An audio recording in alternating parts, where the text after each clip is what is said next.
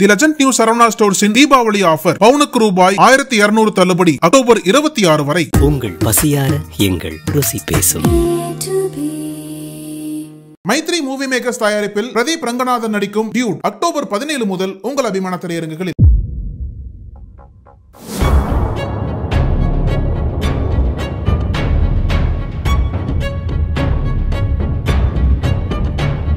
புதுக்கோட்டை மாவட்டத்தில் தொடர்ந்து மணல் போன்ற கனிம கொள்ளைகள் பஞ்சமில்லாமல் நடக்கிறது.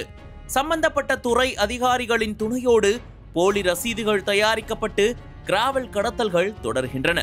இதில் ஆலங்குடி வட்டத்தில் வட்டாட்சியர் அலுவலக வாசல் வழியாகவே கிராவல் கொள்ளை இரவு பகலாக நடக்கிறது. அதேபோல் கரம்பக்குடி வட்டத்தில் தொடர்ந்து நடக்கும் மணல் கொள்ளை நாளுக்கு நாள் அதிகரிக்கிறது. மணல் கொள்ளை நடக்கும் இடத்திற்கு வரும் அதிகாரிகளோ கொள்ளையர்களிடம் சமாதான பேச்சுவார்த்தை நடத்தி திருட்டு மணல் வாகனங்களை அனுப்பி வைக்கின்றனர் என்று சமூக ஆர்வலர்கள் தொடர்ந்து குற்றச்சாட்டுகளை முன்வைக்கின்றனர். இந்நிலையில் கரம்பக்குடி தாலுகாவில் உள்ள தீர்த்தான் விடுதி கிராமத்தில் ஒரு நிலத்திற்கு பட்டா மாறுதலுக்காக விவசாயி தேவதாஸ் கிராம நிர்வாக அலுவலர் ஜாஸ்மின் பானுவிடம் விண்ணப்பித்துள்ளார். அப்போது பட்டா மாறுதலுக்கு ரூபாய் 10,000 வேண்டும் என்று கிராம நிர்வாக அலுவலர் ஜாஸ்மின் பானு கராராக கூறியதாக கூறப்படுகிறது. ஆனால் தன் நிலத்திற்கு பட்டா மாறுதலுக்கான விண்ணப்ப கட்டணம் செலுத்தியும் லஞ்சம் வேறு கொடுக்க வேண்டுமா என்று தேவதாஸ் நினைத்திருக்கிறார்.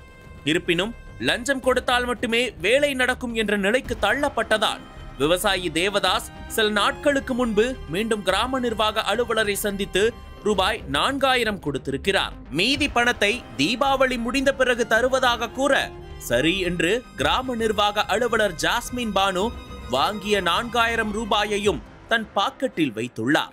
அதனை விவசாயி தேவதாஸ் தனது செல்போனில் வீடியோவாக பதிவு செய்துள்ளார்.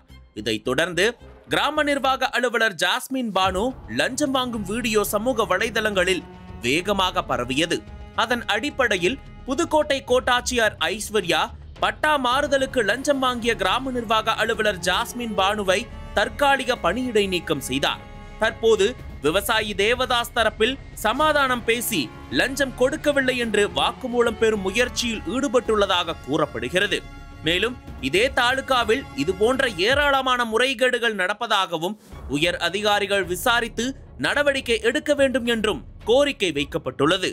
இல்லையெனில் மணல் மாஃபியாக்களிடம் பேரம் பேசி பணம் வாங்கும் வருவாய்த்துறை அதிகாரி சம்பந்தமான வீடியோ பதிவுகளும் விரைவில் வெளிவரும் என்று கனிமவள கொள்ளைக்கு எதிரான சமூக ஆர்வலர்கள் எச்சரிக்கின்றனர்.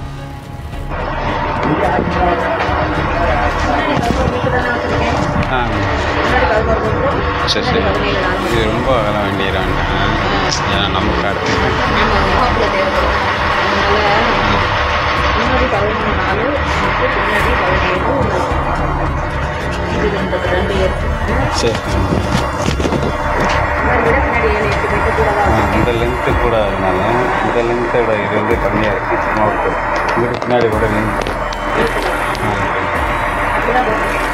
சரி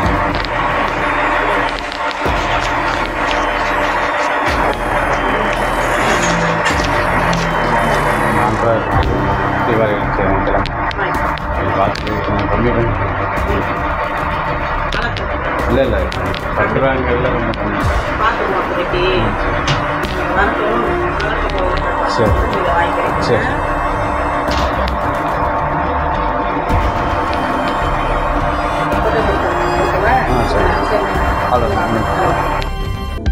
அனல் பறக்கும் செய்திகளை அப்டேட் செய்து கொள்ள நக்கீரன் களத்தை இப்பவே சப்ஸ்கிரைப் பண்ணுங்க.